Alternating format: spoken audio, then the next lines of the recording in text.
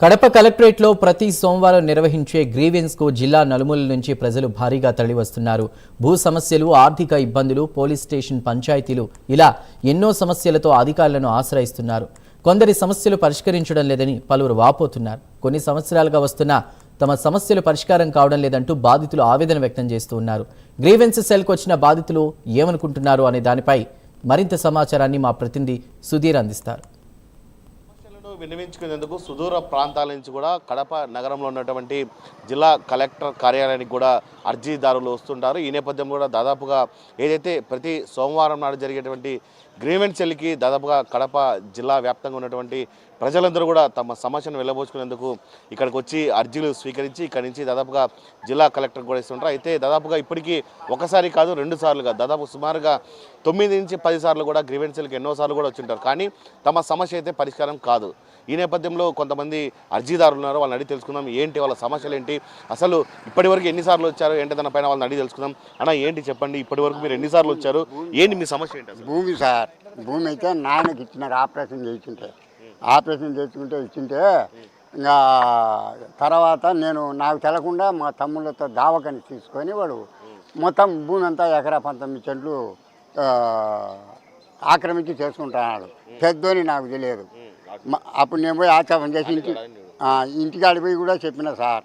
ఇంటికాడికి కూడా పోయి చెప్తే వాడు లెక్క చేయలే. వచ్చేది ఎంఆర్ఓ వాళ్ళకు డబ్బులు ఇచ్చడము, మాట్లాడుకోవడము. వాళ్ళు ఎంఆర్ఓలు ఏమంటారు, సరే పో నీకేంది భూమి నీదే కదా, ఇక ఒరిజినల్ నీ దగ్గర ఉన్నాయి, వాని దగ్గర ఏం లేవు కాగితాలు అంటారు. ఆడి కలెక్టర్ సార్ కూడా ఫోన్ చేసి ఆ రోజే ఒక అతని ఎంఆర్ఓని సస్పెండ్ చేసినారు. రాలే అతను.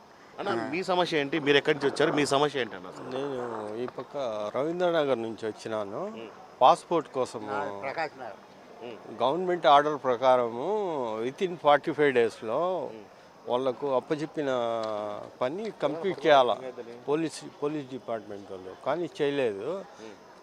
45 డేస్ కాదు, 1 ఇయర్ అయిపోతా ఉన్నా కూడా వాళ్ళు పట్టించుకోవటం లేదు.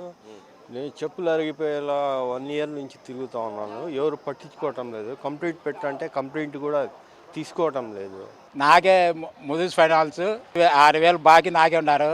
వాళ్ళు వచ్చేసి మాకు 50,000 ఇవ్వాలని వాళ్ళు అంటున్నారు. నాకే అన్ని ఎవిడెన్స్ ఉన్నాయి.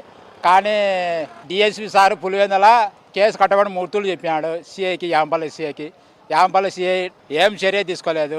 దాదాపుగా సుదూర ప్రాంతాల నుంచి దాదాపుగా కడప సరౌండింగ్ చూసుకుంటే కనుక 100 కిలోమీటర్ల పైన ఉందన్నమాట. అంటే దాదాపుగా వీళ్ళు ఉదయం 5 గంటలకు లేచి వస్తేనే దాదాపుగా ఈ గ్రీవెన్స్ సెల్కి ఇక్కడికి వచ్చేందుకు టైం వీలవుతుంది. దాదాపుగా ఇక్కడికి వచ్చేసరికి ఇప్పటికే వీళ్ళకు సంబంధించిన టోకన్ నెంబర్ దాదాపుగా 50 నుంచి 60 కూడా దాటిపోయే పరిస్థితి ఉంది. ముఖ్యంగా దాదాపుగా ఎన్నో ఏళ్ళ నుంచి కూడా దాదాపుగా 5 సంవత్సరాల నుంచి కావచ్చు, 6 సంవత్సరాల నుంచి కావచ్చు తమ సమస్యలు పరిష్కరించాలని ఎన్నో వందలాది అర్జీలు పెట్టినా కానీ ఇంతవరకు సమస్యలు పరిష్కారం కాలేదని చెప్పి ఇక్కడ ఉన్నటువంటి అర్జీదారులు చెప్తున్నారు. ఇప్పటికైనా జిల్లా యంత్రాంగం దీనిపైన కేవలం స్పందన లేకుండా కాకుండా ఖచ్చితంగా ప్రతి అర్జీదారులు ఇచ్చేటటువంటి ప్రతిస్పందనకు స్పందన కావాలని చెప్పి ఇక్కడ ఉన్నటువంటి అర్జీదారులు కోరుకుంటున్న పరిస్థితి ఉందని చెప్పుకోవచ్చు. వీడియో జర్నలిస్ట్ రాకేత్తో సుధీర్, ప్రైమ్ న్యూస్, కడప.